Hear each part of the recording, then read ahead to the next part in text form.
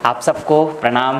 साहिब बंदगी, मैं हूं देवकर जी आप सबके साथ में। आज आप लोग मेरे साथ में गौ माता का छोटा सा दर्शन भी कर रहे हैं। छोटी छोटी गैया, छोटे छोटे ग्वाल, ऐसा गाना आप लोगों ने सुना भी होगा। भगवान कृष्ण का जो जीवन रहा है बहुत ही ज़्यादा कमाल का जो है गायों के साथ में रहा। और हमारी जो परंपरा रही है, हमारी जो हिंदू सनातन परंपरा रहा है, इसमें गौ का जो महत्व है ना, बहुत कमाल की महत्व है। मैंने देखा है पुराने समय में इतना ज़्यादा महत्व था। जब बेटी का ब्याह होता था तो उस वक्त गौदान भी किया जाता था। जो कोई कथा कराते थे, कोई पूजन करते थे, उस वक्त गौदान को सबसे बड़ा दान माना जाता था कि एक गाय ले जाओ और उस गाय का जो है आप सेवा करना और उनकी पूजा करना। कहते थे कि गौ माता की सेवा करने से बैतरनी नदी, हमारे जो पुराण हैं, हमारे जितनी कथाएं हैं, उन कथाओं में आता है कि बैतरनी नदी को पार करने के लिए ये गौ माता का पूंछ ही बहुत है। इसको अगर पकड़ लोगे तो बैतरनी नदी को आप पार कर लोगे। इतना महत्व क्यों है आखिर हमारे सनातन परंपरा में, हमारे भारत हिंदू वर्ष की परंपरा में गौ का बहुत महत्व है। आज से नहीं, हजारों सालों से महत्व है।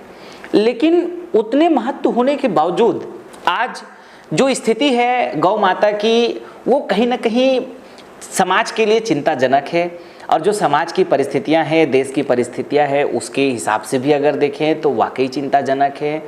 क्योंकि हमारी जो परिस्थितियां हैं, दरअसल में सबसे बड़ा रीज़न क्या है गौ माता की, जो मैंने जो ये दुर्दशा जो देखी है कि गौ माता हर जगह एक्सीडेंट में, आज कितनी गौ माता, रोज़ की हज़ारों गौ माताएं मर रही हैं। हज़ारों गौ माता को कटने के लिए छोड़ दिया जाता है। हज़ारों गौ माता को रोज़ घर से लोग बाहर निकाल रहे हैं। दरअसल में इसके पीछे का जो सबसे बड़ा कारण ये है कि हम लोगों ने जितनी ज़्यादा विदेशीकरण को अपनाया। विदेशीकरण का मतलब हम लोग पहले ऑर्गेनिक चीज़ों से खेती का जो है संचालन करते थे। उस वक्त हमारे पास संसाधन और पैसे बहुत ज़्यादा हुआ करते थे। और जितना ज़्यादा हम लोगों ने विदेशीकरण अपनाया, ये विदेशी कंपनियां, जितना ये डूपांट है, ये डाव है, ये बायर एजी है, ये एडीएम है, ये कारगिल है, ये जो विदेशी कंपनियां हैं, ये जितनी ज़्यादा बड़ी मात्रा में यहाँ पे जो कृषि दवाइयाँ बनाई, उन कृषि दवाइयों का हम लोगों ने, और जितना ये खाद है इनका, जब रासायनिक खादों का हमने जब प्रयोग शुरू कर दिया, तो हम लोगों के जो गौ माता का जो गोबर था, गोबर से और गो अर्क से जो हम लोग खेती करते थे, खाद बना करके जो खेती करते थे, ऑर्गेनिक खेती करते थे, वो सारा खेती का काम बंद हो गया। कुल मिलाकर के जैसे जैसे हमारे गौ माता का महत्व को हम लोगों ने ख़त्म किया, इनकी उपयोगिता को हमने ख़त्म किया, हम लोगों ने गोबर से खेती बंद किया, तो धीरे धीरे गौ माता का प्रयोग हमारे जीवन से कम होता चला गया। और उसका जो दुष्परिणाम है, उसका दुष्परिणाम सबसे ज़्यादा भयंकर ये है कि आज हर एक परिवार में लगभग सभी लोग पेट के गैस से प्रॉब्लम से जूझ रहे हैं। सभी घरों में कोई ना कोई कमर दर्द से तकलीफ़ में है। 4-5 लोगों का अगर घर है तो उसमें कोई ना एक को शुगर है, या अगर किसी को शुगर नहीं है तो किसी को कैंसर है, नहीं तो किसी को बीपी है, नहीं तो किसी का बाल झड़ रहा है, तो किसी को कोई त्वचा का रोग हो रहा है। आखिर इतने रोग क्यों?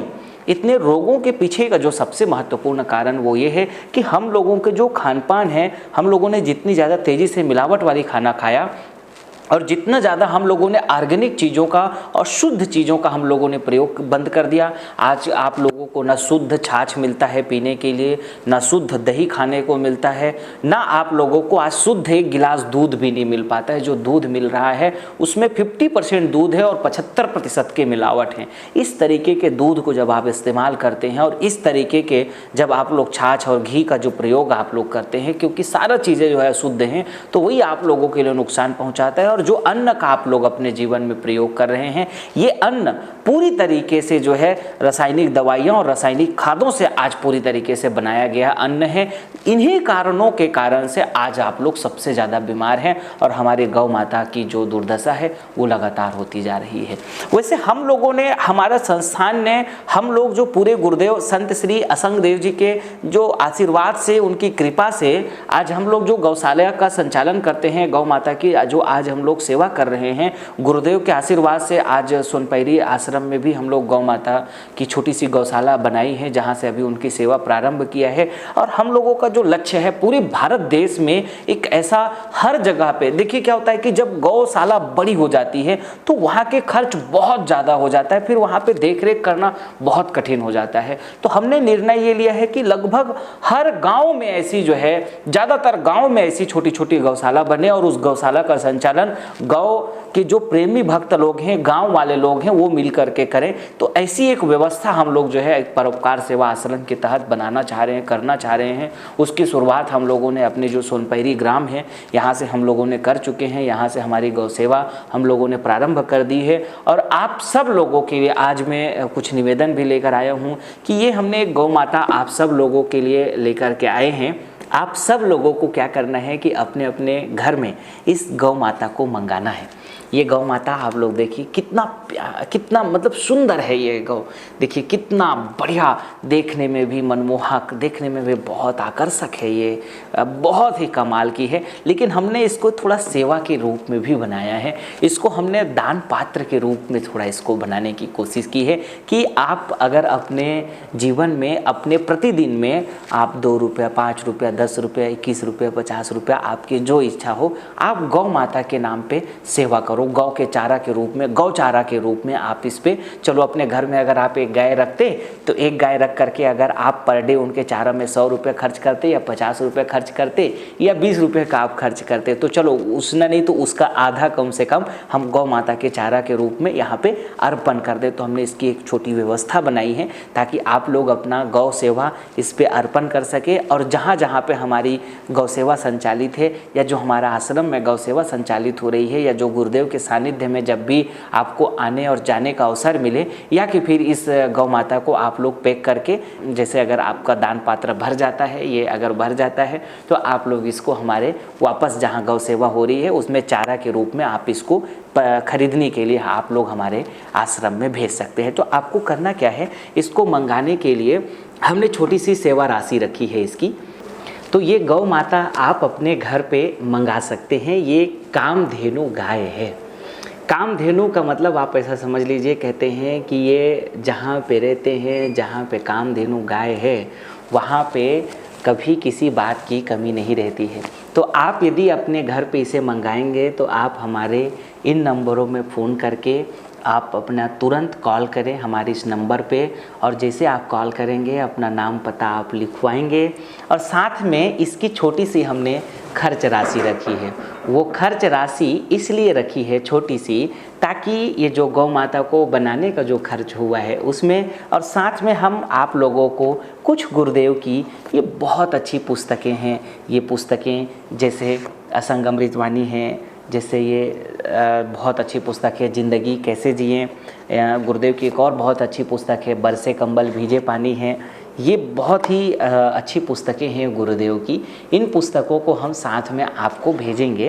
तो ये गौ माता के साथ गुरु ज्ञान और साथ में इसको जो भेजने का और इसका बनाने का जो खर्च है और छोटी सी जो गौ सेवा हम लोग यहाँ पे संचालित कर रहे हैं, उस गौ माता की सेवा के लिए थोड़ा चारा व्यवस्था के लिए उसमें खर्च भी जोड़ के एक गाय की सेवा के हिसाब से 1100 रुपये का हमने आपसे निवेदन रखा है कि छोटा सा सहयोग राशि आपसे हम लोग निवेदन करेंगे।